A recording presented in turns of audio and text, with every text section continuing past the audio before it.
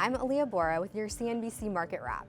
If you're feeling under the weather, you're not alone. Today we're learning more about naturopathic medicine, and we're talking here today with Dr. Amanda Ward. Fast food restaurant workers in 100 cities walked off the job on Thursday. It's part of a national effort to raise the minimum wage to $15 an hour and secure the rights to unionize. Today, Mayor Filner finally gave us the answer we were waiting for. We spoke with county officials who said they are prepared to deal with an influx of weddings. Visa coming in with strong numbers thanks to a higher than expected increase in the number of payments it processed on its network. On this day in 1975, Jaws was released in theaters. We need a bigger boat. It was #1 at the box office for 14 weeks. Jaws became the first movie to gross more than $100 million. It was ousted by Star Wars in 1977. Jaws won 3 Oscars and was followed by 3 sequels.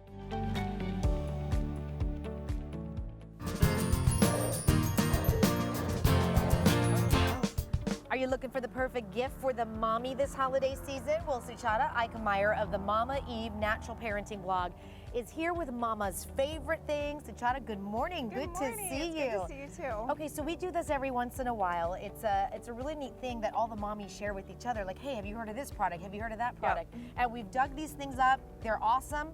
Tell us a little bit about what are some of Mommy's favorite things? Okay, well, I'm going to start off with these blankets. They're the Infant Elephant handcrafted baby blankets. And these are actually made by Christy Schmidt, who is a local mom. She is the founder of this company, and you have to feel how soft this is. Can I tell you, I have one of these for my son. Do you? And it's she sent one, and it's so soft. I couldn't take his to bring it in here today. Next, we have the nap bag. This is the OC Daisy nap bag. And I'm gonna go ahead and take it out of here. Okay. So it comes with a carrying case, which is attached, and it's like a sleeping bag. Look for at kids. So it's this. got the pillow. They can use it anytime they need to go somewhere. So a lot of kids are in daycare because we know lots of mommies work. Yes. And this is a really nice thing that they can take with them that's from home, so it smells like home. It's something that's familiar. They can come back and forth. All right, soul surfer, shark attack survivor, and an inspiration to so many. Professional surfer Bethany Hamilton is here with us this morning, and she just got in our studios. Let's welcome Miss Bethany. Where are you, Bethany? Hey, come on in here. Woohoo! Have a seat, young lady. Oh my gosh, first of all, congratulations. I want to see the ring. Oh, yes. Ah, look at that. And you inspire kids all over the place. Your story, the Soul Surfer movie, by the way, that was awesome. Awesome. That was awesome. When people come and they meet you, young girls, young boys, what do they say to you? Because your story went all over the world. We know what happened. How do you talk about that with a 5 and a 7-year-old though? I mean, I always just try to kind of deflect it and remind them that like the ocean is so beautiful and that you don't need to be afraid, and I still surf and I love it. How were you able to get back in there?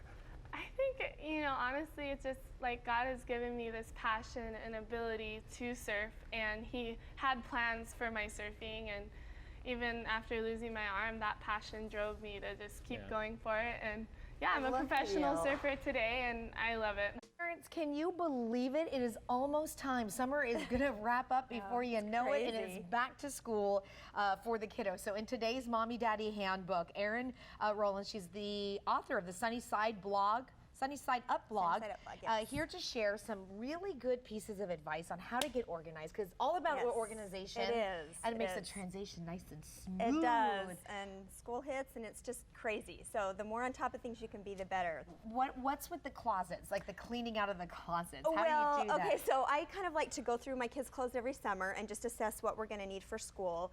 And then one thing that is crucial to getting organized for back to school is finding ways to simplify your morning routine. Okay. One thing that we like to do is we like to lay out our clothes a week in advance. So this is kind of a little system I came up with that we has need to do this as adults. What are you talking about? I think this would work great for parents too. But all you need is Ziploc bags and a Sharpie marker, and I just took a bag. I wrote the day of the week.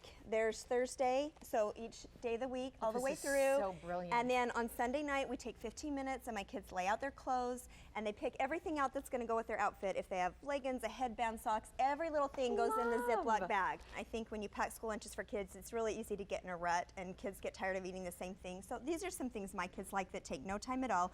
Putting fruit on sticks is a great option. Just for some reason, that makes it much more fun to eat it on a stick. Okay. No question about it, Greece and the rest of Europe facing some difficult decisions this weekend. Can they come together on a deal, and are the latest proposals enough?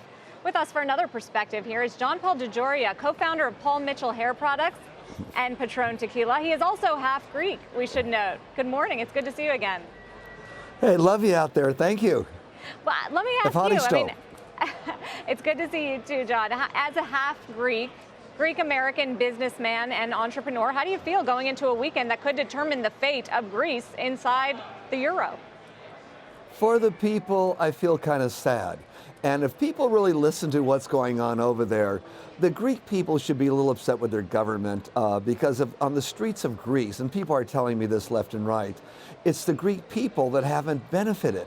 They know they got themselves in this mess, or their previous governments has, but I think emotionally, if they could just give a little bit, and the IMF gives a little bit, everyone just gives a little bit, there would be a positive solution. I mean, my gosh, they make the best feta cheese, the best olive oil in the world, so come on, let's give these folks a break. Our business is a bit off, obviously, in mainland Greece, but not in the islands. My gosh, Patron is almost everywhere on Mykonos, those other islands. So those areas are doing good because tourists are coming. If tourists will come back to Greece, it'll be a tremendous help. I started Paul Mitchell with $700. We believe that we could do it. They just need to believe they could do it, get back at it again. Panera unveiling a new ad campaign today entitled Food as It Should Be. The focus is on health, transparency, all natural ingredients. Panera showing off this new concept at a pop-up store in Soho today, where the head chef showed us around a little bit earlier this morning. He made some of these new custom meals with new, simpler ingredients. Here he is actually making me a very early breakfast morning kale Caesar salad. He said, of course it has to have kale if it's going to be hip. How do we lighten it up and make it a little more contemporary? So flatbreads came on this time last year as a way to make sandwiches a little bit lighter and healthier. And that's just a way of taking something old and making it new again. So lots of menu changes going on. How difficult is it to make them for a company with 2,000 locations across the country?